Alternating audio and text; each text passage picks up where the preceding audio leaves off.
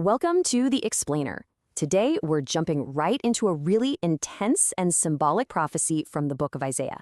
We're going to focus just on verses 6 through 10, which are all about a prophecy against the ancient superpower of Babylon. So the prophecy kicks off with this incredibly dramatic command in verse 6, "Howl ye."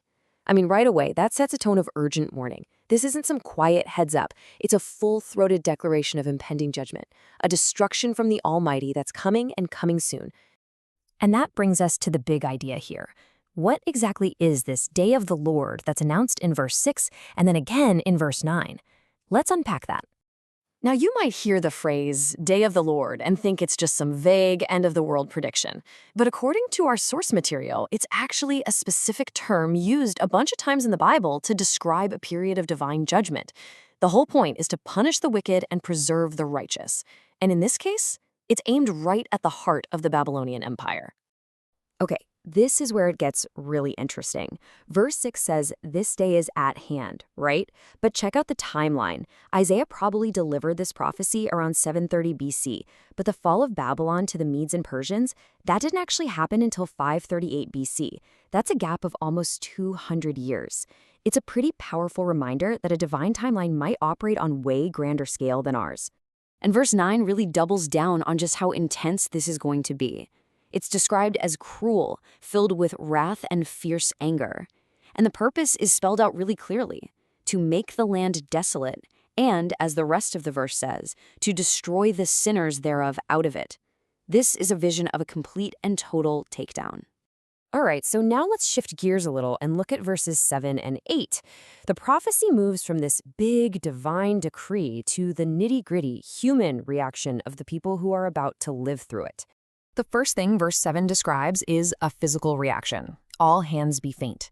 Just try to imagine an entire population suddenly hit with this collective weakness, this complete loss of strength because of this overwhelming dread. And right after that physical weakness comes this image of a total internal collapse, a heart that shall melt. That's not just being scared. That's the kind of paralyzing terror that just dissolves your courage and your will from the inside out. Our source material points out this next line from verse 8 to show just how much of a shock this is all going to be. They shall be amazed one at another. It paints this picture of utter disbelief, People just looking at each other, totally unable to process the catastrophe that's unfolding. The mighty Babylon just gone. Then, the prophecy uses this incredibly powerful and universal metaphor for pain that is just overwhelming and inescapable: childbirth. It really gets across an agony that's all-consuming, a sorrow and anguish that grabs a hold of your entire being.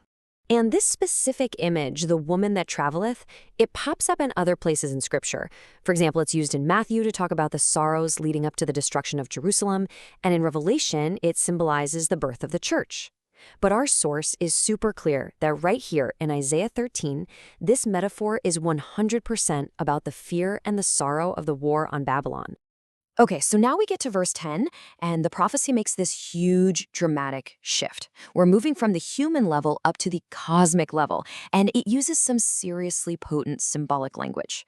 The verse talks about the stars not giving their light, the sun going dark, the moon not shining. So what's going on here? Is this a literal, astronomical event? Well, according to our source, this language is actually pointing to something else entirely.